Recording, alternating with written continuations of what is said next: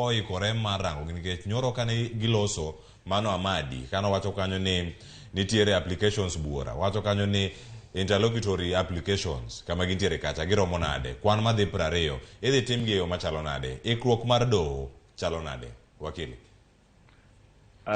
Amoso mokwongo amoso nyikwara mogi noyawre uru.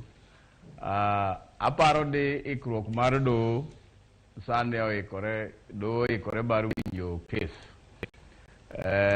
Wik mokadho jakane an ka na wacho ni applications moko kata petitions moko machalo mag Moses Kuria gini mago petitions monego bene wito mokwongo itieko go mokwongo.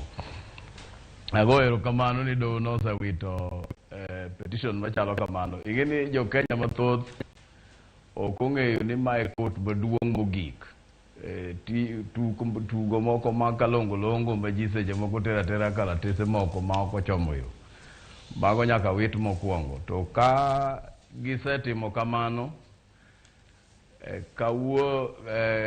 kawuono wang' gitimo gima kisungu wacho ni pre-trial conference. Pre-trial conference gi dholuo nyalo wacho ni en kaka bura maralap.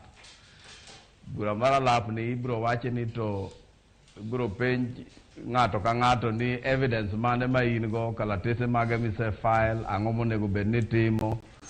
Nyoro be nyoge wacho ni ng'ato ka ng'ato ibro mi thuolo mar bedo gi wakinde 4 kende.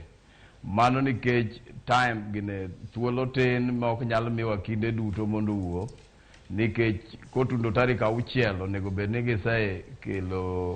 gisetieko bura kendo oseng'ad bura.